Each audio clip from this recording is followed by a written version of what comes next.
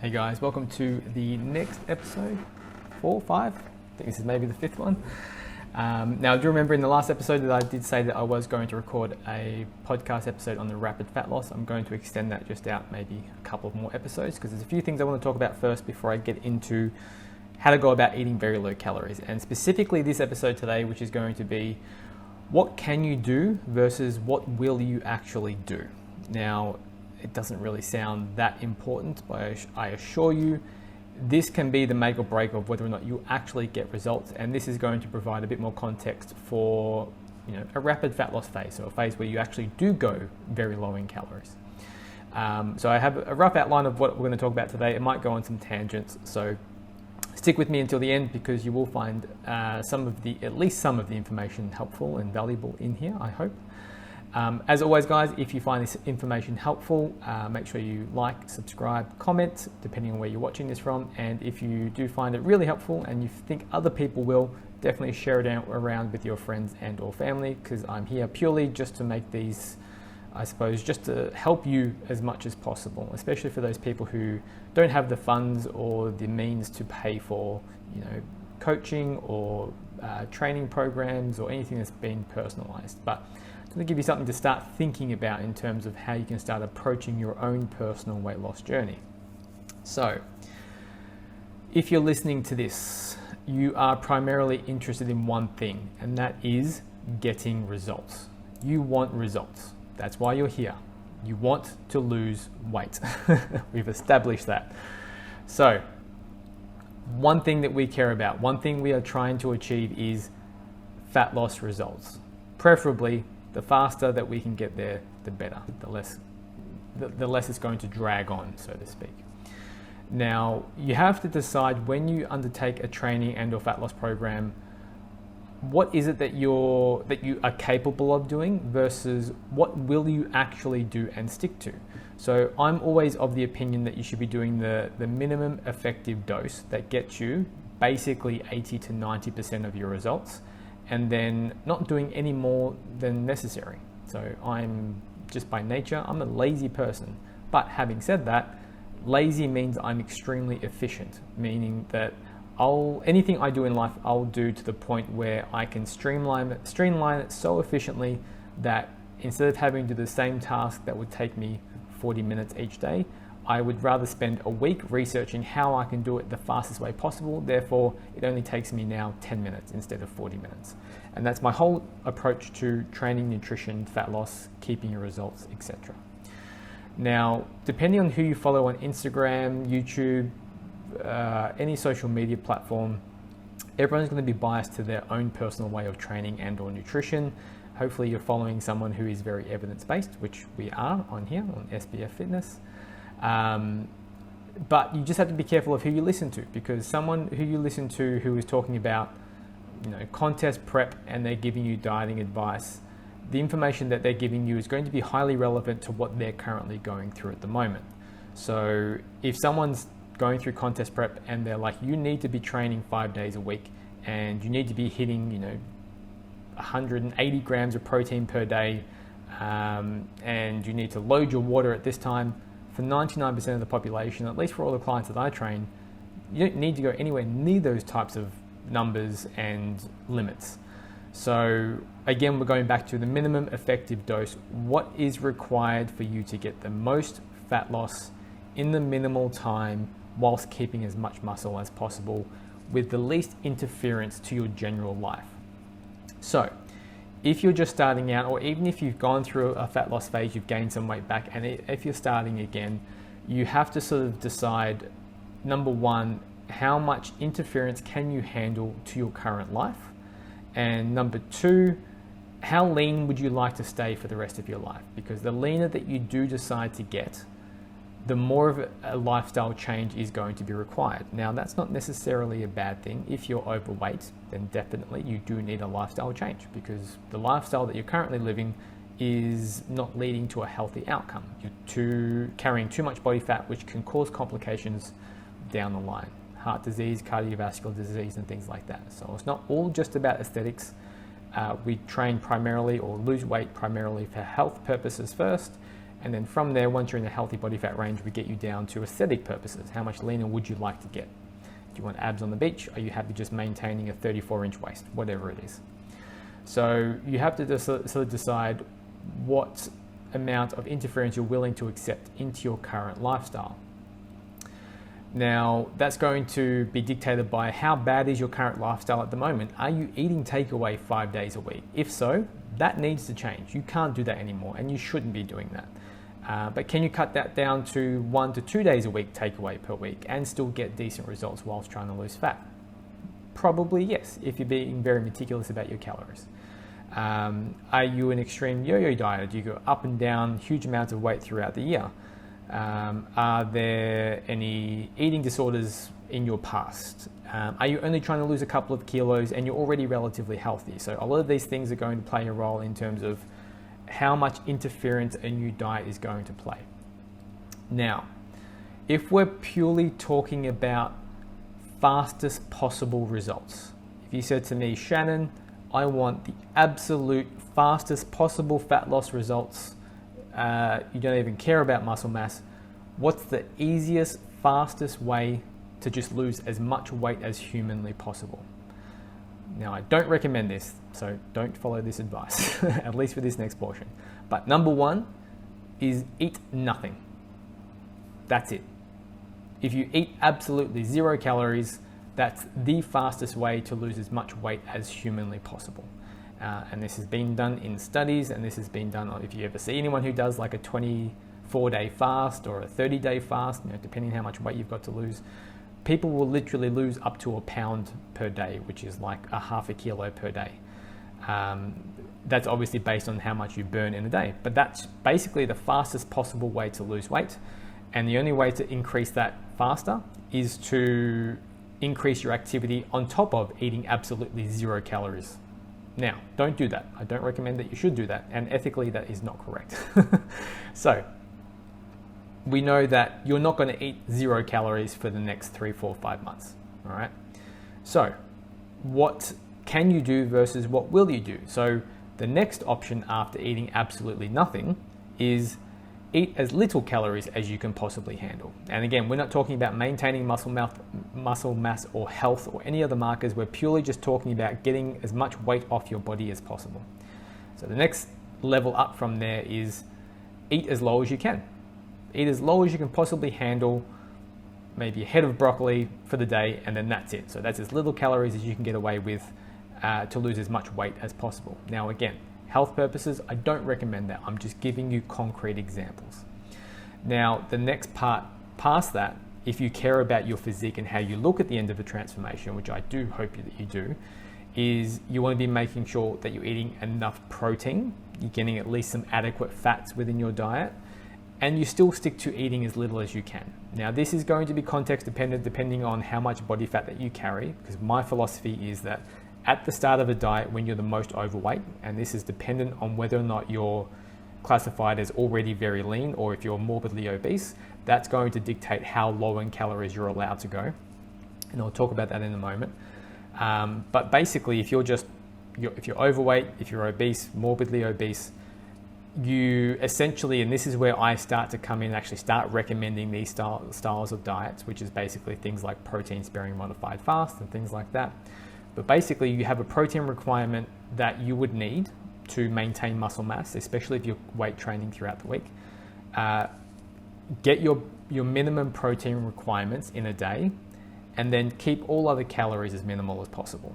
All right, so that would be the next step up from above eat nothing at all to eat as low calories as you can possibly handle. Now we're getting into a bit more specific, eat enough protein and probably enough fat, especially omegas, but keep everything else as low as possible. Now, just think back to what can you do versus what will you do? Now, if you're obese, will you do this?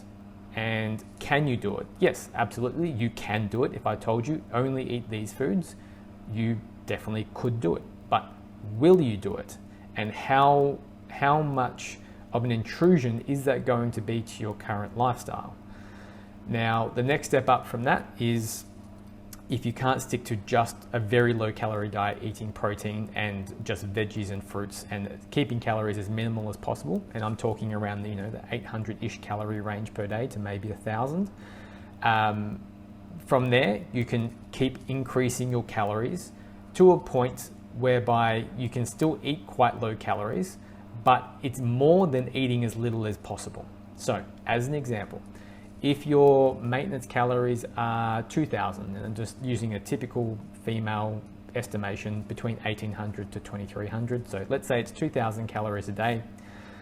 800 calories of just pretty much only protein isn't going to do it for you. That's not sustainable. You're not going to stick to that. So what will you do? Are you willing to go up to 1,200 calories a day?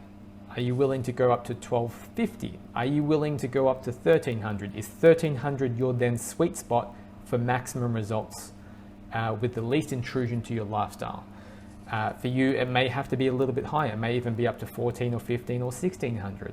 If your maintenance is 2,000, any number below 2,000 is going to cause weight loss. The lower you go under that number, the faster you're going to lose weight. But you have to decide for yourself, depending again on how lean that you are. This is more for people who have a bit more weight to lose. The lower in calories you go, the faster you're going to lose it. Okay. So from that point, what I would then usually speak to most people in regards to a calorie deficit, how little should you go? This is where I would usually recommend for most people that's doable and they can actually stick to, would usually be around a 30% calorie deficit based on your maintenance calories. And if you do hear my dog barking in the background, please ignore that. So a 30% calorie deficit is a really good starting point. So whatever your maintenance is, subtract 30% of your calories from that. Now, if you are eating that amount and you find that you're not hungry and you're at the point where you're sort of force feeding some of your meals, or if you got to the end of the day and you're like, I still have 200 calories but I'm so full, which isn't always the case, but it can happen, then you don't have to eat all of your calories. You can go a little bit lower on some days. The whole idea is I just want you to get away from the mindset of you don't have to eat as many calories as possible to lose weight. So there's a lot of people who preach that diet on as many calories as you can. I'm not here to say that that's wrong or that's right, but I'm just giving you the permission to choose for yourself how low that you can go whereby you feel comfortable, and what are you willing to do versus what can you do. So definitely you can eat 0 calories, but will you do it? Probably not. You can eat only protein. Will you do that? Probably not. So there's a couple of different, as you start to go up in calories, there's different levels of restriction and levels of what you will actually be able to stick to versus what you can actually do. Now, when this comes down to diet choices in terms of like Mediterranean diet, if I'm intermittent fasting, if I'm keto, if I'm doing anything, any diet that you follow or any method that you choose to go down that causes weight loss is basically just being disguised as eat less and move more. That's basically the crux of any successful diet program. So if you've been following keto and you've been successful at keto and that suits your lifestyle and you're enjoying it and you're happy and you're getting fantastic results, fantastic. Now, it's not that the fact that it's a keto diet that's caused the weight loss. It's just the fact that you found a food and style of eating that suits your lifestyle. This is the what will you do aspect, and you've managed to make it fit within the calories, the basically eat less, move more category. All right, so any diet that you follow from now on that causes weight loss, doesn't have to be my approach. You don't have to calorie count. You could do Weight Watchers, you could do any diet. All right, but whatever diet you've just decided that you want to try or do or partake in and see and experiment with, does it cause weight loss? Yes. Does it have a name? Fantastic. Just know the underlying mechanism of that diet has just now managed to get you to the point where you are now able to eat less calories than you burn and or include more activity within your lifestyle, thus creating a calorie deficit. Now, I have the same philosophy around training as well. So I'm always biased to resistance training because it does get you the most bang for your buck. You get the muscle building effects, you get strengthening of your bones, overall just burning the same amount of calories as you were doing cardio. You get all the benefits of weight training packaged into a 30-45 minute session. Now, I've had many clients who I've trained over the past that they just don't like weight training with long rests in between. They just don't feel as though it gets them the results, or some people feel like they need to be huffed and puffed through a training session to feel like they're getting some value out of it. Now, nutrition is what takes care of your fat loss. Training is purely for building muscle and building strength. I don't want you to pay attention at all to how many calories you're burning through a training session, especially when we start talking about cardio in a moment.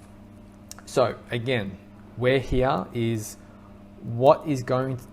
this is the frame that I want you to start thinking about, is what is going to get me the best results in the shortest amount of time for the most minimal amount of effort. If that is you, weight training is going to be the best bet. Now, let's say that you hate weight training and I say to you, okay, well, I would like you to be in the gym weight training 2 to 3 days per week. That's a sweet spot for you based on your lifestyle, your activities and things that you're doing within the day, how many hours you can be in the gym. On top of that, you hate weight training. All right, great. You aren't going to stick to it. Therefore, if you're not sticking to one portion of my program, 99% chance you're not going to stick to the nutrition side of it. So we make a compromise. What will you do? I will do F45, or I like to do my group training, or I like to go for a cycle. Fantastic. My conversation with you would be then, it is possible that you may lose more muscle doing that type of training along with this weight loss and the nutrition aspect. But if you are keeping active and you're going to be sticking to that for the long term, and that's because you enjoy it more than say weight training, then by all means do it, because if you enjoy it more, you're more likely to stick to it. And we all know weight loss is about consistency. Now, yes, it is 99.9% nutrition. I'd even argue it's 100% your nutrition.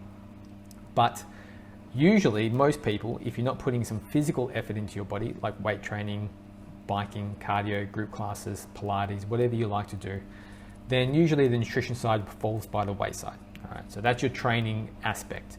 Now, what's the minimum effective dose of your training?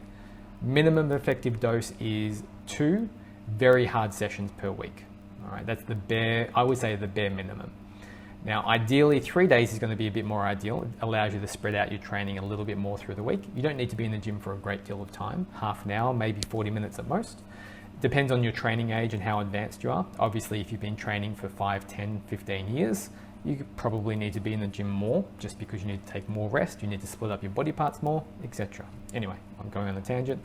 So again, for the majority of people who I train, your average stay-at-home mum, your average guy who just wants to look good on the beach, if you want to get somewhat of a six-pack going on and just look like you do some weight training, 3 days is fantastic for 99% of people. You'll get almost every single result you could ever want just training in the gym 3 days per week. If you like training a bit more than that, 4 days is great.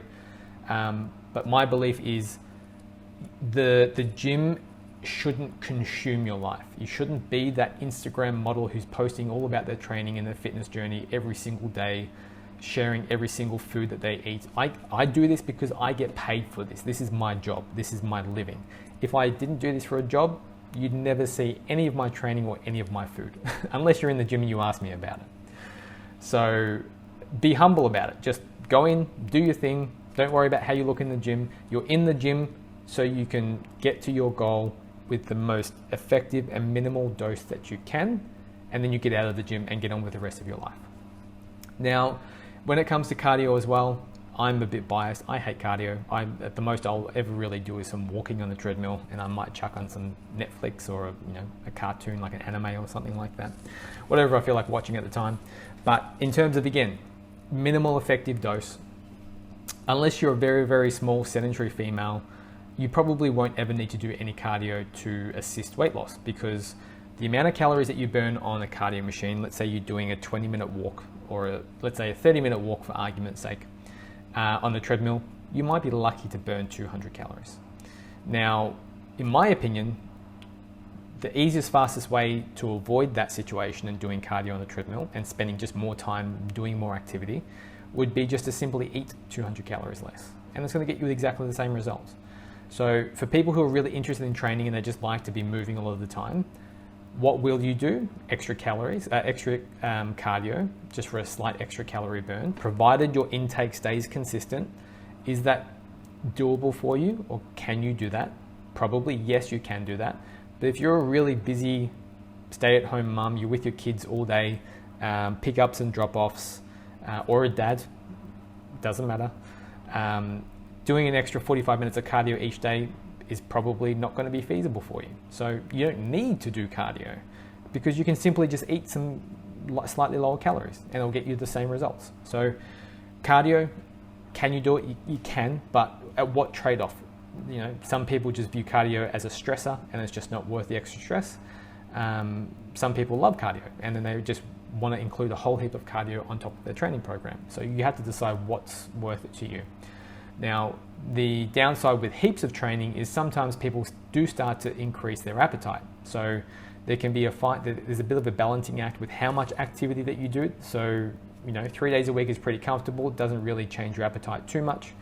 But doing huge amounts of cardio on top of that can start to increase your appetite because your deficit's starting to become larger. And if you're struggling to stick to your calories because of such an increase in your cardio, then that offsets all the hard work that you've done with the cardio. So there's no right or wrong approach to this. But it just really always comes down to what is the minimum effective dose that I need to do that will get me 99% of all my results I could ever want, and will I actually do it?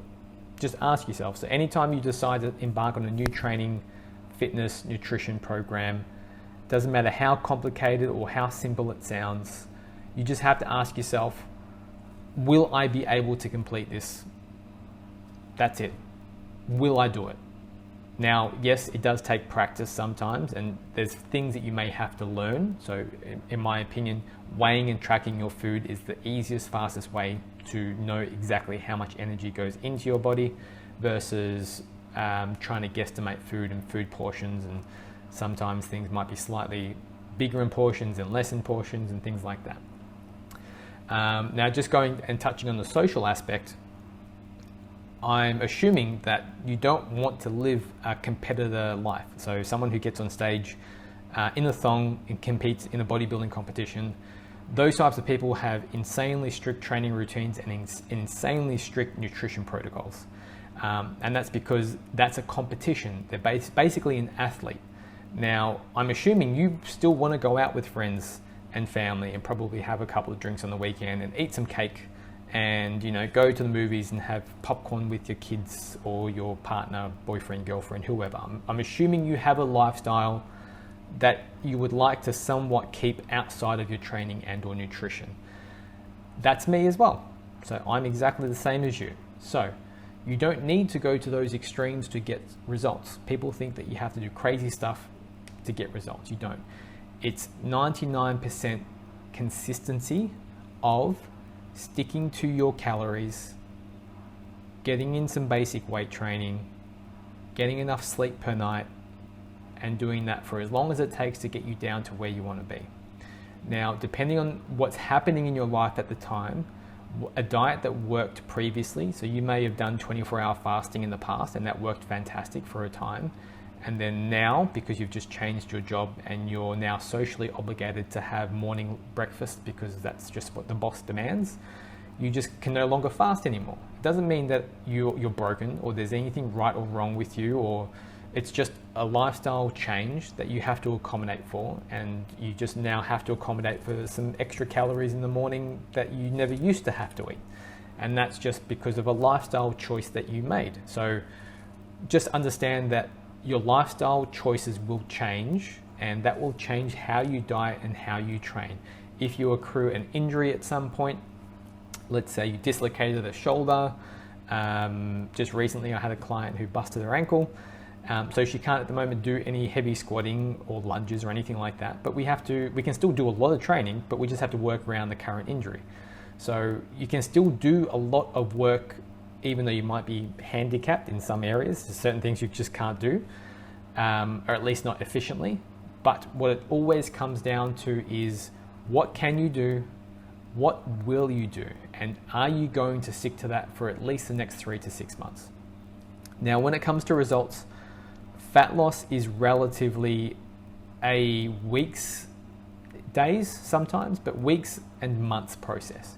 You can literally go on a very low calorie diet and lose up to 1 kilo to 2 kilos per week if you're on the really high end, but a half a kilo to 1 kilo per week, which is around 1 to 2 pounds per week. And you can literally go down in pants belt sizes on a weekly basis.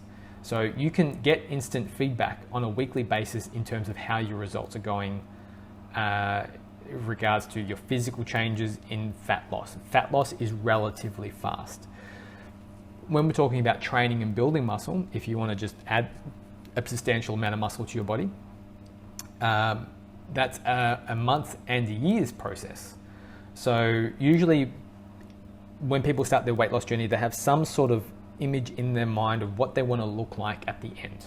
And I'm pretty sure for the majority of people, you don't want to look like a professional marathon runner. And those people are just basically all bones, skin, and a very little muscle. And that's because it's needed for their sport. That's just the way it is. Most people want to have at least some definition, tone, more guys so than women, but that is changing these days, especially with a lot of women doing heavier weight training. But I'm pretty sure that you want to have at least some tone to your body at the end of your transformation. And some people think that they get really, really lean and they're going to start weight training and they're going to add on all this muscle at the end. That's not the case. Fat loss, you can do it, you could pretty much lose all the fat you would ever really want to lose within 3 to 9 months of strict dieting. That's all it takes. Just dedicating 3, 6, 9 months of your life to a very low calorie phase relative to your BMR or your total calorie intake, your TDEE, and you can literally transform your life and have ripped abs leaning on the beach. But to get much more muscular than you currently are now just takes months and years and years and years of training, okay? Especially if you're doing this naturally, which I highly recommend. So that's pretty much it. I'm going to recap everything again for you. So what can you do versus what will you do? You have to decide this for yourself, okay? I'm going to bring my notes back up.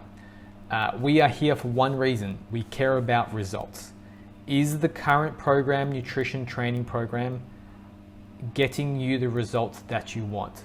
Take into account building muscle takes longer than it is weight loss. But if your goal is weight loss, which I presume it is because you're listening to my podcast, you should be almost losing weight and or measurements on a weekly basis.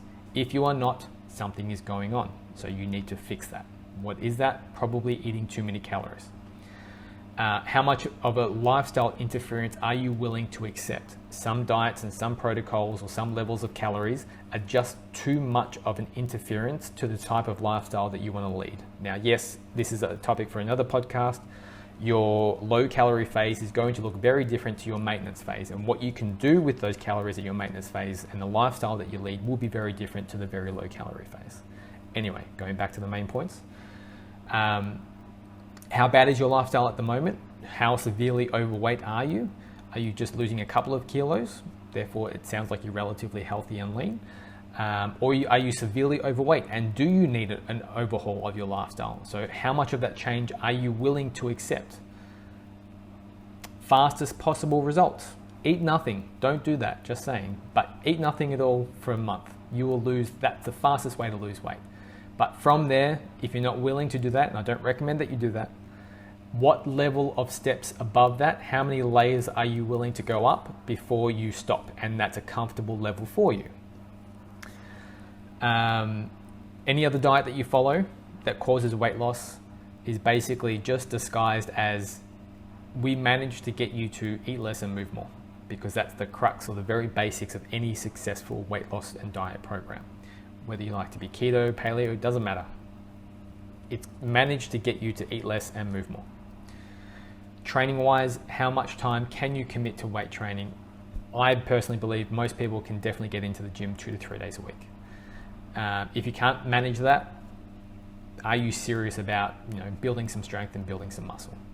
Okay. If you are, if you're not, it doesn't matter. Cardio, you really don't need to do it.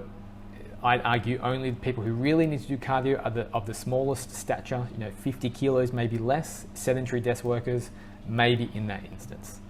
But everyone else, you don't need to do cardio. Just eat a few hundred calories less. It does exactly the same thing unless you enjoy cardio. Right?